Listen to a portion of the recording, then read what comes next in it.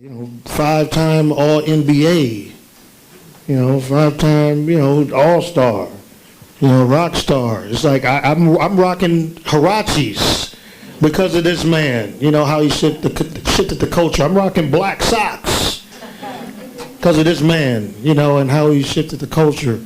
Y'all know Chris Webber? Yeah. Y'all know Chris Webber? I want to welcome Chris Webber to Georgia State University.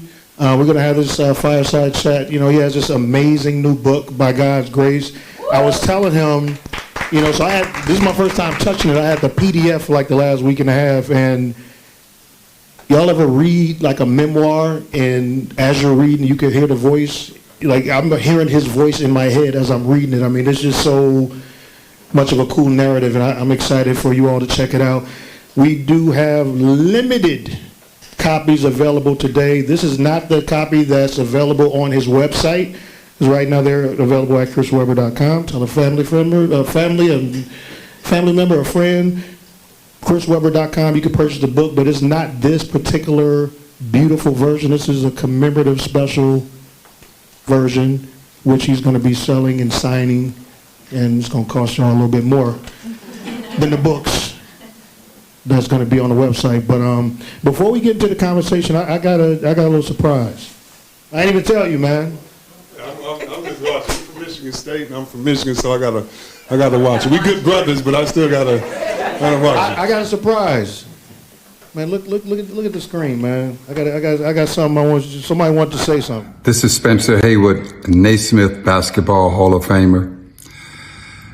I am so proud of you, Chris, for your new book and being selected into the Naismith Basketball Hall of Fame. And what a great career.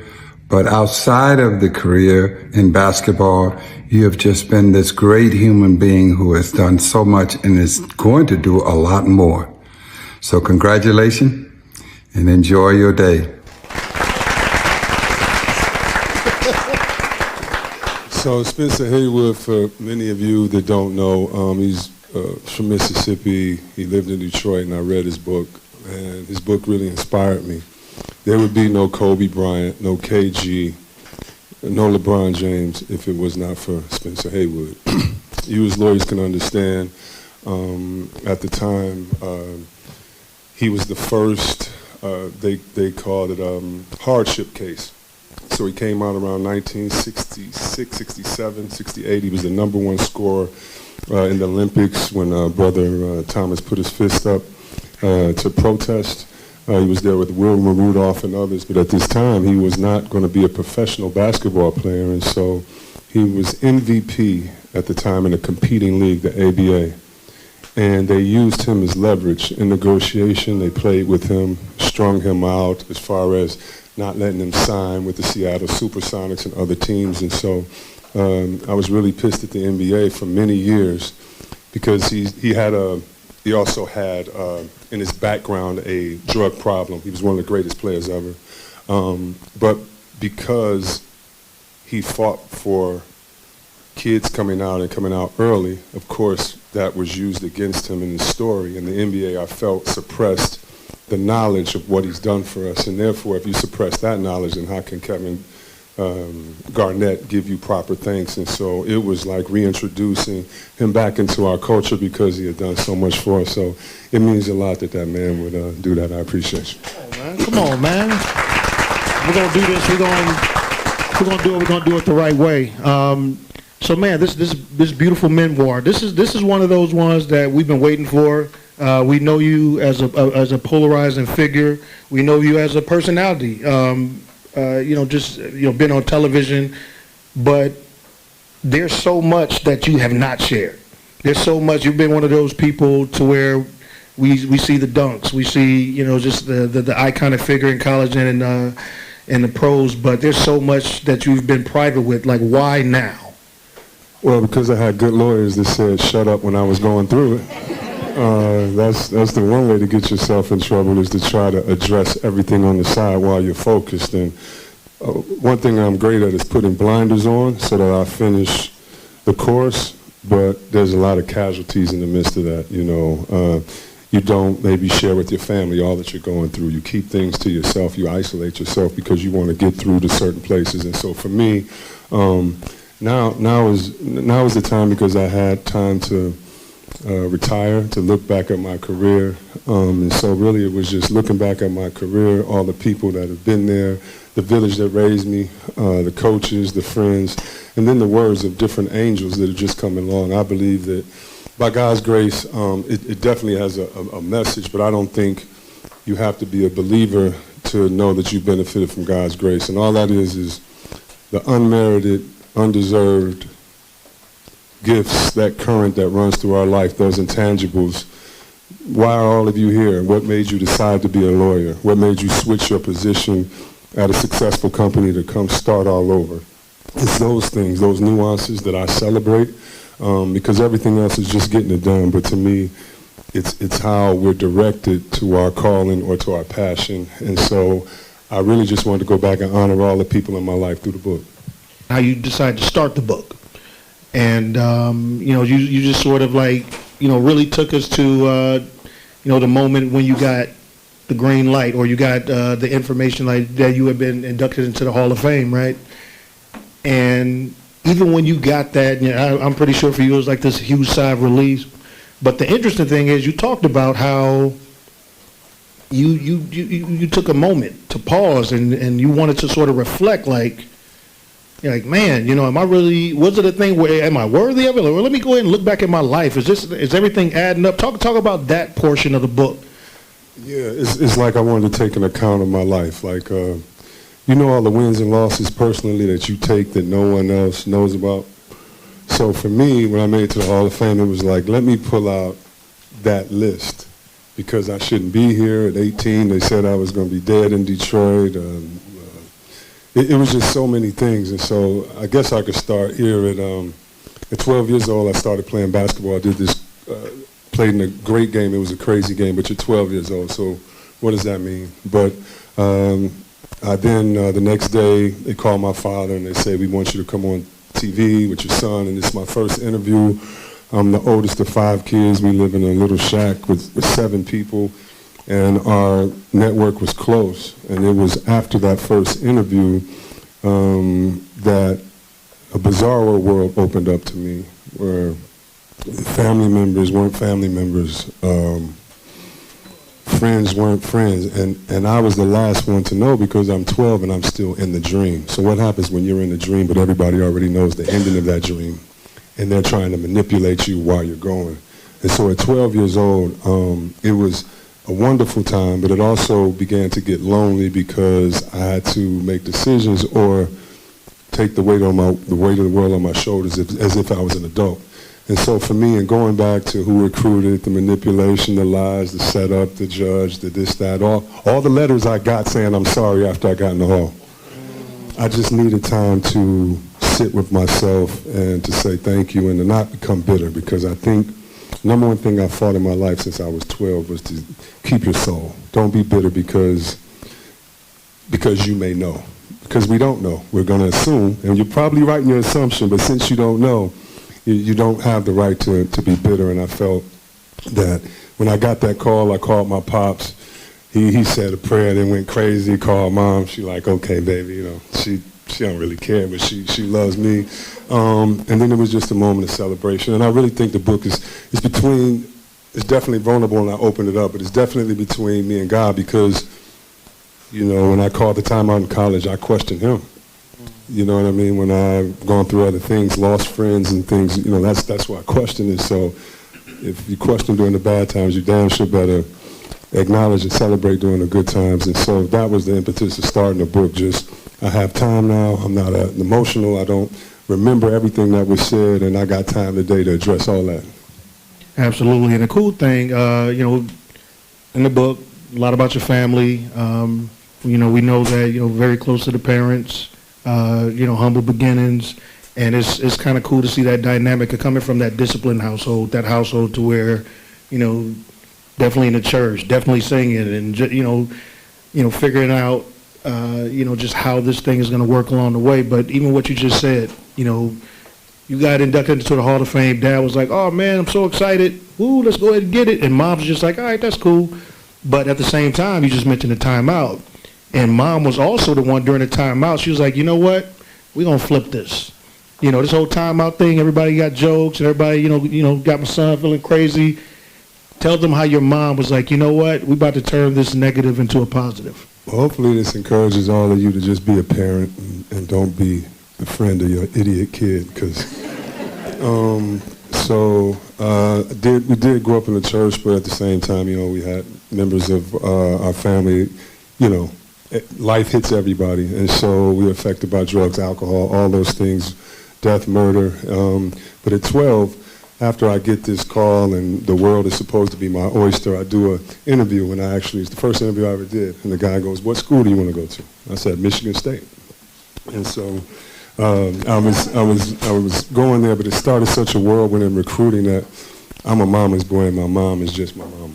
And so there was this big thing. There's a guy, a really close friend of mine named Jalen Rose, and he and I met at 12 years old, his first practice.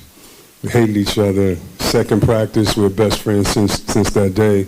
And we, as 12-year-olds, said we're going to go to the same high school. I mean, what does that mean? 12-year-olds, we're going to go to the moon. Like, all right, y'all say what y'all want, but I'm the parent. And so our coach comes to practice, and it was 9 guys on the team. The coach comes to practice, and he says it's an opportunity for a scholarship at this school that costs more than your parents make. And we believe that you guys are smart enough and we want you to go there. My mother's a teacher. She had been a teacher in Mumford for over 30 years. I've seen her have to go to the funeral of her students who were shot in school. So we knew what we were up against. However, I wanted to go to this public school because I was told that that's where, at 12, if I did not go there, I would not be a basketball player and I would not help my parents. My father really didn't hoop. My mother, she could care less about sports. She's going to support her kids, but she could care less. And so at this time was a crossroads in my life where my mother said, you're going to go to this private school. Private school, I have to wear a suit every day. It's way away from home. It's just, it's bizarro world. I've never seen anything, like this. But I've been prepared at home. I grew up, my room was decorated with, my mother was a teacher, so you guys remember all the ABCs that used to be at the top. So I had Black History people up there. And it was, what did Dr. Powell do? He died and he created the blood plasma, but he died because they wouldn't give him the plasma. It was that type of house, like Tell Me a Test Today.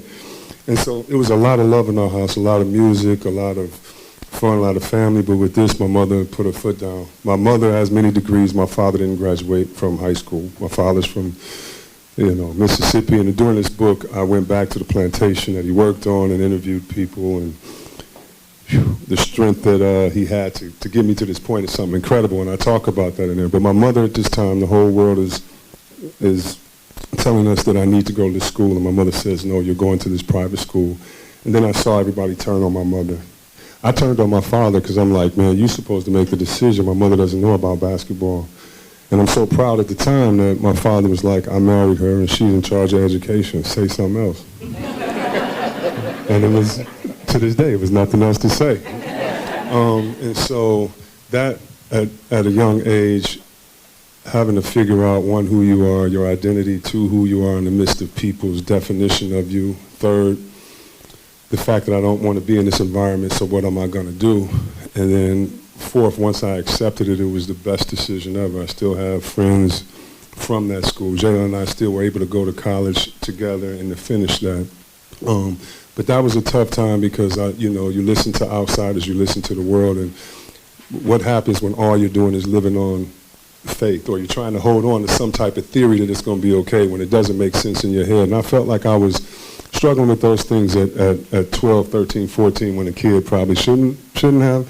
But again, by the grace of God, I had a mother who did not cave in to what I wanted. And to me, the strength of my mom and my pops is a lot that we take on the court. Like who you guys are in the courtroom, all of that. That's just an accumulation of all that you guys have been through. and accumulation of where you come from. So I come from a town with UAW. I come from a town of hard hats. I come from a town where everybody migrated from the South to go find that job. And so, you know, you better get up and let's work and let's figure it out as we're working. And I'm glad that that mentality of my mother and my father was instilled in me, because whether it was 12 or whether it's I'm going up against Shaq and he's the most powerful man in the world, is I got mama and daddy's heart. So you take that everywhere you go, and that's what I'm trying to pull out the book, is that hopefully people use their life circumstances to propel them to who they can be and not run away from it. And if you run away from it, it should propel you to something else, but you're not just running, you know, run towards something. And so my mother's relationship in my life is special, and it was all because of her love for her son. Absolutely. And it's also real interesting to, you know, you talked about just a lot of the challenges and obstacles, being bullied, you know, by the older kids, even though you were bigger than a lot of those, but you were, you know, the scrawny kid. I was young. I've been this height since 14. Right. Well, yeah, exactly. So, and that's another thing. At, you know, 8th grade, you what, 6'4", 6'5", right? And, you know, I mean, just, you had like one game with like 1,000 dunks. You know, it's like, it's super freak of nature, and it's so crazy how things, for you in such a short period of time, you had, like, man, all right, so many of us in this house, not a lot of money, you know, dad's working in the shop, you know, mom got like 2 jobs, you know, getting more and more degrees, y'all studying, but hell, you know, a couple years later, you get this phone call from one of your idols, you know, which changed your life. Yeah, I think a lot of things that, I think fear is worse than reality a lot of times. And so the options with fear usually makes you get away from your character. And so I was accused of taking money in college, $280,000. It's total bullshit, it's NCAA, other things. And in this book we go through it, and we have lawyers talk about it. But however, during those times, you know, what do you do?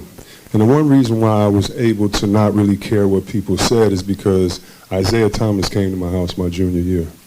I'm the type of person, like, if you accuse me of something and I had the truth, I won't even flatter you by telling you, because who are you to, who are you? Like, why do I have to tell and plead for my character in front of you when it's listening? And at that time as a player, maybe I should have shared more, but the whole plot twist in the book is that Isaiah came to my house, and at 16 he said, if you ever need anything, you call me first. Now get some context. Isaiah Thomas at that time. So this is Isaiah Thomas. He's one of my favorite players ever. He had a commercial with an electric company where his mom was there and be like, hi mom, and me and mom would watch it together, you know what I mean? He's sneaky, he got a smile like he nice, but he'll punch you in the mouth, you know. It was the Bad Boys at the time, so he's playing with Dennis Rodman, Joe Dumars. We went back-to-back championships. We hated Jordan, even though we loved Jordan at the time. And so you guys got to realize this. Like, I live on a block, and what was great about my neighborhood, it was 30 kids. And because I was tall, I was like the cutoff. It was me with the older kids, and then my brothers were younger, and all of their friends. And in this block, it was a lot of love, a lot of kids. We play every day. And for Isaiah to come in my neighborhood, I didn't ask him to reach out. He had saw something in the paper, and he was like, I need to go talk to this kid. And he came and talked to me. You know, this is house phones, you guys know. So he called my dad and was like, how you doing? Talk to him. Can I speak to your wife? Talk to them. And he said, I want to speak to your son. And that effort that it took, you know, that's why with me I really try to give that effort, because it's not fake, it's not BS. I've seen how it changes lives. And it's not up for me to change someone's life, but it's up to me to be available, you know. And so Isaiah comes to my room, he sits down, he says, you know, I know no one knows what you're going through, but I do. I've gone through it. You're about to go through recruiting. People are going to hold stuff against you. Make sure you don't take no shortcuts, blah, blah, blah. He's giving me all this advice, and at the end, he gives me his phone number and says, if you ever need anything, call me, and if you don't, I'll be disappointed. That's the best thing, right? Because it gave me freedom. It gave me freedom.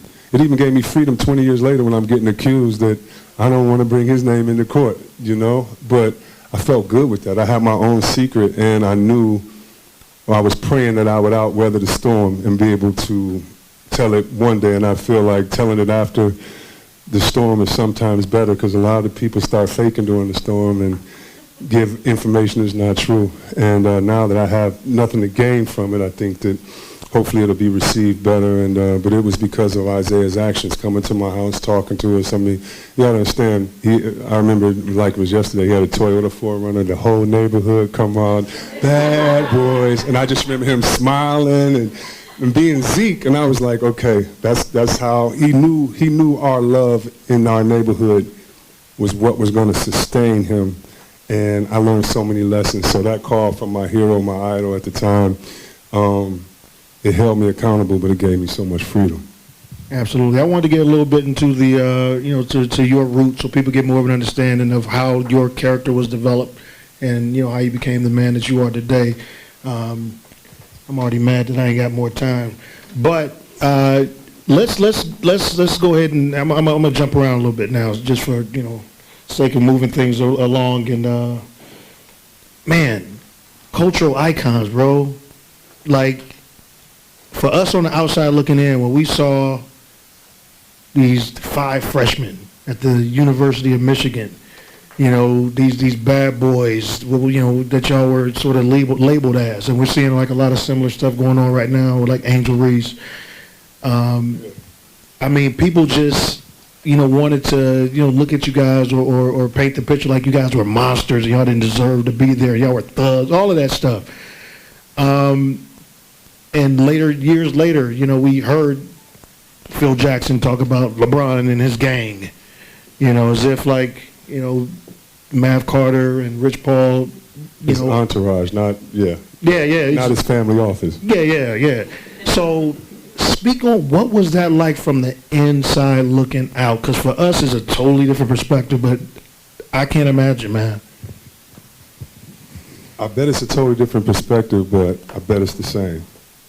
Whether you went on a job interview, whether you went, like, we knew we were out of place. Michigan, the University of Michigan is a conservative school, especially if you look at the history of some of the statutes the university kind of attacked, especially when you won't get into that, but a bunch of deeper things. So we all were out of place. We knew it on campus. Out of 40,000 students, it may have been 800 black students. And so when you're in, I went from a school that had 500 from kindergarten to my senior, all the way to having lectures with 4,000 people in them, so you would feel that you were out of place. But we had the strength, like, so Jalen's mother, single mother, she worked at Chrysler. Jalen better not be soft. Like, what you soft? Your mama worked at Chrysler, dog. You up here crying because of what? You know what I mean? Like, he had to take the strength of his mom and put it in him. Jawan is from Cabrini Greens. That project is not open anymore. Thank God it's not open. And if you ever went there, there's no way Jawan should. I laugh every time I see Jawan coaching. Like, people probably think, oh my God, he's like, what are you talking about? Like we made it, and it was a concerted effort. We knew that we had to be there for each other. We knew that we had to be ourselves and not get caught up with trying to be something else. However, we better be smart with how we move. And so it was one of the most wonderful things ever to be with 5 guys that had the same incentive and the same background. Even if they were from Texas or Chicago, you all had that common knowledge to draw strength from. So we were used to being the underdog from Detroit. So if we played Duke, I remember we played Duke, and I talk about this here. I just watched the game for the book, and I didn't realize, I knew it was hate, but we went to one commercial and they said, we'll be right back with Michigan against America's team. And I'm like, this ain't the Cowboys, you know what I mean? But it's America's team because we're not America's team, and so we were criticized at the time. We had bald heads, and my father always looked like Muhammad Ali. He looks just like, or he hates when I say that, but to me, look at Muhammad Ali, and he had that cut, and he never had a bald head before. And one of the incentives was we're eating with our parents. We don't make the Final Four. You gotta realize we're dreaming. That's like my kid today telling me I'm gonna do this. You're like, okay, son, you could do it, but Lord, please help them if they don't, right? And I remember my father getting the bald head. I remember all this because we won. And then I remember on the news the next day, Bill Walton said we look like thugs. So it was dog whistles then, just like an athletic quarterback is a dog whistle.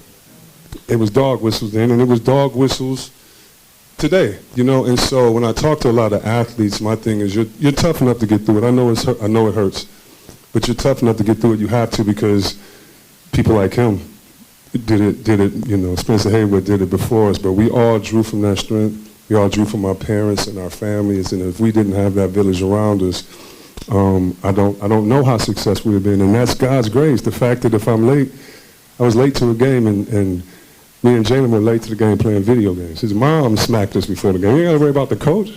You know what I mean? When you have it, or, you know, after calling time out in the worst moments, you have people right there. And so for us, it was a concerted effort to be us, but to represent where we came from. The long shorts were because we wore cut-off shorts and we didn't want to look like Stockton. Our style of play was, you know, style of play in the park, but with discipline. And so in the highlight, they would talk about our alley-oops and things like that, but they wouldn't talk about the effort that it took to steal the ball, or the fact we were the most in shape. And so what you have to watch then is your ego, because your ego knows the truth, or you know the truth, but your ego can take that over. And so for us, it was a constant check of the ego. Like, yeah, we could talk this shit all day, talk junk, but really, are we holding ourselves accountable? Are we working as hard as we can? Are we getting up and doing those things to have the freedom to be able to be that way?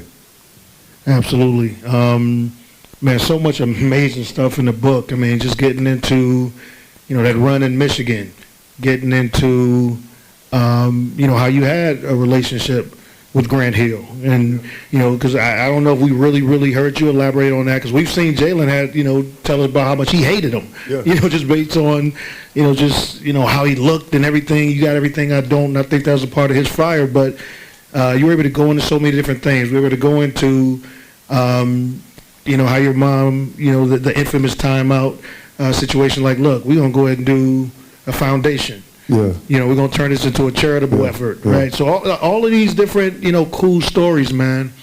Y'all have to grab the book. The Grant Hill story, though, so I hated Duke as much as anyone else. But it's two stories with that. So as a dumb kid, I thought that my house was the only house of discipline. I thought kids that had money got freedom. That's not true. So I go to Grant Hill's house. I believe his mother's a lawyer. She was a wonderful person. When you look back into it, we wouldn't have had Colin Powell. We wouldn't have had a lot of people in the Pentagon if it wasn't for her. She was the first woman to work in the Pentagon, but that's all another story. So I go to his house. I play in the AAU tournament. After we play in the AAU tournament, and I'm 14, I believe, after the game, this lady comes out and shakes my hand, and she's like, "You did a great job." I'm like, "Thank you." And it was Hillary Clinton, who his mother was a roommate on, and then it was Bill Clinton, and that's important to remember with Bill, not for politics, but for a story I'm going to tell a little bit later. And so I go over Grant Hill's house, I'm seeing, you know, how he lives, and I make an assumption that the hard work isn't put in that way. We go to a party. It's the year that Do You Want to Ride in My Mercedes Boys Out. I don't know what year that was, because Grant had a Mercedes. And we go to a party. Long story short, I lose my mind, and I'm like, you can leave me here, and I'll get a ride home. I know. That's crazy. That's not even my personality. That's how nice the party must have been. He goes home, and his mom is a black mom. Black moms are black moms. I don't care how much money you got. And so she's like, "You better go back up there with it." His father's a football player, intimidating. And he's scared for me. Because he's like, the mom told you to come home and you didn't listen? I'm like, "Grant, it's sweet over here. Y'all ain't got no crime or nothing, you know." And then the next thing I know, I get back with Grant. My mother's on the phone with his mother, and it's the same all over the world, you know. And but so that's why my vision of Grant Hill was a little different. I spent time with him. But Duke, I hated, except it was my best visit. And can you guess why it was my best visit? Why was Duke I don't know. Duke is in North Carolina. Right. And Christian Laettner, who we all hate. Can't stand him. He was one of the coldest players ever, though. Took me on my visit. And this is what he says to me. "We don't do sprints here, we play basketball." So one, you know, sprints was something you didn't want to do. That was one thing. And two, he was like, "Want to go to the party?" I was like, "Yeah." So we go to do party. I'm just standing there. He's like, "Now I'm gonna take you to where I party." Now this is Christian Laettman. I'm like, "Take you to where I party?" Okay, where we going? And he took me to North Carolina A&T. Now think about this. You could play at Duke and y'all party 50. I went to Michigan and we would go to Eastern Michigan. Right. So it's not the campus, it's what the access is. I was looking for Whitley Gilbert, you know what I'm saying? I'm trying to, So it was one of the best visits that I had because they did their research. They knew that would impress me, and it impressed me. Man. It impressed me. Man, we ain't even got to the NBA yet, and I'm getting wrapped up, man. We do want to do. I do want to do some opportunity, at least for a couple of questions. But I'm telling you, the book is phenomenal. So much great information in there. Can I tell you one thing? I'll be quick. Yep. The reason why it's so important for you guys here is because as an athlete and entertainer, as a black man, my IP is always undervalued. Mm-hmm. We don't have the same leverage. And if we do, we don't know what's being said in some of the rooms. So when I went into the NBA, there had only been one player that had a black agent that was the #1 pick before I came in. So what I wanted to do, I wanted to change the game. I was very thoughtful and determined in this. And so I wanted a black agent. I got an agent who had represented the #1 pick before. And then there was a brother that was at Michigan, and he was #1 in school, and he was a CPA. And so I wanted them to work together because I believe anybody can be an agent. You can pass an agent test, but agents always have lawyers. So I'm paying you twice, and I could call and go get the advice from my lawyer. And so really what I started to do at that time was, and some guys followed suit, I was criticized in articles and how dare me trying to do this. A lot of this is why what happened in Golden State the next year happened is because they didn't curry favor because they weren't one of the good old boys. And so I was very determined and deliberate to have that. I was criticized for that, and these two men changed 3 rules in the NBA because the CPA read the agreement and asked questions. Other agents would read the agreement and fall in line.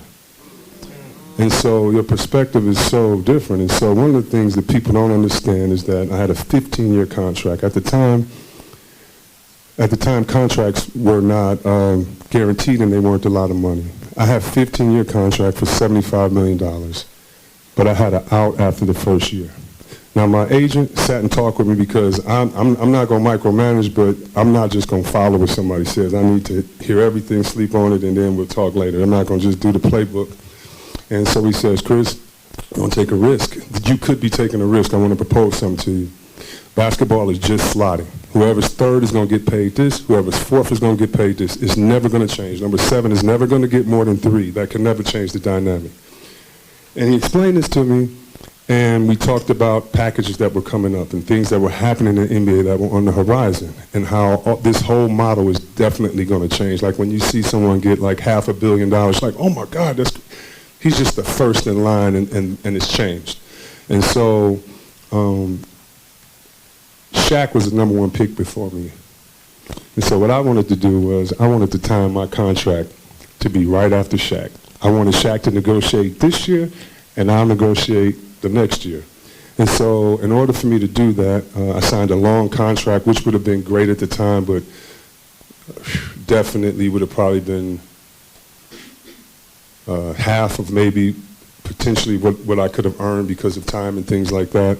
So we talked and I signed a 15-year deal with the deal after the first year. I won Rookie of the Year. So now I actually can get more than Shaq. And the NBA didn't like it because, well, you got these players empowering themselves now. But that's what a great agent and that's what a great CPA, 2 men that happen to be black, did only because they were open to readdressing and look at things differently. And I know that there was a care with me specifically that maybe wouldn't have been there. David Falk is a wonderful guy, and he would have been a great agent. He's a friend of mine today. All these other guys are great, but we were talking about leveraging me against Sean Bradley or me and Penny Hardaway, you know, and you need someone as an athlete, as an artist, that is thinking out for your best interest, not the best interest of the industry, not the best interest of this company, not the best interest of anything. We need people to look out for us because we're always getting bundled in. Like you go to, I don't belong in these big agencies. You're not bundling me in for that, and I can't find out where the bodies are buried, and I'm doing this deal for you, and I really don't know, I didn't get what I was supposed to, however the promoters wanted to give me more, and so what you guys are doing is very important, not just for yourself and for your legacy, but it really helps those that really need it, because if not you, you know, then who? And so that's why when I was told of this day, I was very excited just because of the intentionality of the people in the room. Absolutely. I got one quick NBA question. You know, played for a few teams. You know, you was out there with Golden State with but you know, Spree became one of my favorite players that you was playing with. Definitely got Flint roots. But the best days were in Sacramento. Man, the best Chris Webber basketball days were in Sacramento. So I want to get one NBA question in. And I got one of my partners. Big bro, what's up? What's up? What's up? Big bro, what's up? What's up? What's up? First of all, excuse the green. I know you fight for the other side, but you know me. You know I always keep it on. So don't pay no attention to this, but pay attention to the message. First of all, congratulations on everything. The book. I remember you first start talking about and writing this book years ago. So congratulations on bringing all that to the forefront, man. I'm so proud of you. Hopefully people will really get a chance to dive into and see how much of the real deal you are, you know. So congratulations on all of that. Now I got to ask you a question because I had an opportunity to play with you in Sacramento, and it was a special time in my life, and I thought it was a special team. My question to you is, what made that 2002 Sacramento Kings team so special? King Show for life, baby. Love you. King Show for life. That's my man, the team, King. That's my brother. We'll try to be quick, but I'm enjoying myself. So let me go back to my mom in high school, Country Day, right? So I didn't want to go to that school. I go there, it's a blessing. So I get a call. I'm in Washington, D.C., Chocolate City. I love it. I have collected my Black History collection. I have business partners. Like, it's a home, you know what I mean? And I get a call, and actually I didn't even get a call. Guy at the corner store told me I was traded. It's my word. He was like, yo, Webb, you were just traded, my friend. I was like, man, shut up. And I go out, and my boy's in a car with a tear in his eye. I'm like, no, it's not true. I call my agent. I'm like, no, it's no way. I'm retiring. I'm not going there. Sacramento was basketball purgatory. When I went there, it wasn't a soul food restaurant. Like little things that you need after the game. Oh, no, you need that after the game. Every restaurant closed at 9. You know, you could be spoiled living here in Atlanta. It was, you know, it was a punishment. They wanted to bury me and put me away. I know it because I just know it. And maybe I deserved it. Who knows? But I'm so mad. I called my father. He's like, boy, you better go out there. I'll give you my legs. I don't care what the world says. And I'm like, I don't need that advice. Now I got that. And my mom, I was like, no, I got traded. She was like, oh, looks like God opened the door for you. I was so mad at her. I was like, all right, Ma, I love you. Let me talk to Dad. Because, again, I know she knows basketball, but I did not think it was going to be that blessing. And that's really the part of God's grace, is that even though others tried to bury you and tried to do other things, that Sacramento was an opportunity. And the reason why it was great is because we had like-minded individuals. Everybody who wanted to be the man, like if you're the man, you're the man. And if you're the man, you can stand next to the man. Like I look at it like the dream team. Mike can stand next to Magic. Magic can stand next to Bird. Like we all are the men. You might like me more, you might like you more, but we all the men, whatever that means in our own head. And playing there with Vlade and other players that were international, playing in a small town, not soulful, but not being open late. All those things, you know, worked in our favor. The focus, the fear that I had that I was being sent away. And truthfully, we were 5 guys, you know, Kobe and Shaq and Phil, the best ever. Ori, one of the best ever. And 3 refs that cheated us away from a championship. Oh, we got cheated from a championship. Game 6. That really happened, but, you know. Yeah, just got to keep it moving, though. Because if not, it would kill me if I really sat on that every day. But we were the best there because of our heart and our patience and our coaching. We really, to get technical a little bit, if you watch Golden State play, the way they play, those are our plays. We're not currying them. I'm not saying we were them, but part of our coaching staff and others in the system. It's the same system that Denver runs. And so we played for each other. We passed the ball. We didn't do hero one-on-one ball shots until it was your time. And so right now, what I see in the league is that there's not a lot of cohesiveness because everyone is on, a different page, where our whole thing was, you the man if you the 12th man on the bench if we win. If we win, you the man. And so let's not get caught up with anything but making each other better. And we were a family. Cleves went to Michigan State. I did not know him. I did not want to know him. My brother played with him, and he came there, and it's my best friend. You know what I mean? Because all of us were together, and we all were humble, trying to reach the same goal. So that's why we were good, and it was a wonderful opportunity, and I'm glad God gave me that opportunity, and more importantly, I'm glad people around it embraced it, because, bro, I really was going to try to test the matrix by not going there, so I'm glad I did. We're glad you too. This guy, his name is Chris Webber, before, Shakita and LaRon killed me. The book is called By God's Grace. It's amazing. We have copies here. He's going to be signing books today. It's a limited edition. You cannot purchase this version online. It's here only. We're really excited. Shout out to Rhonda Penrice. Where Rhonda at? My homegirl Rhonda, been knowing for a very long time, since we go back to like 99. She helped make this happen. Shakita, LaRon, appreciate y'all. We have an award to give away.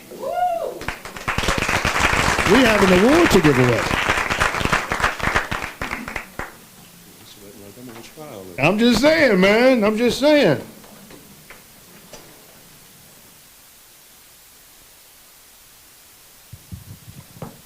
The award reads, BESLA 2024 Beacon of Industry, presented to Chris Webber. The Black Entertainment and Sports Lawyers Association proudly salutes Chris Webber for illuminating the path in basketball, business, and the literary world, and for contributing to the profession over the course of your career. Your commitment to sports, media, entrepreneurship, and philanthropy is inspirational and admirable. April 5th, 2024.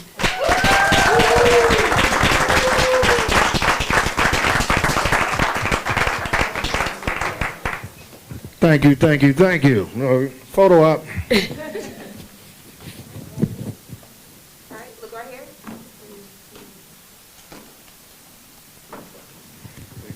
Appreciate y'all for making time to come out today. I wish I had so much longer. The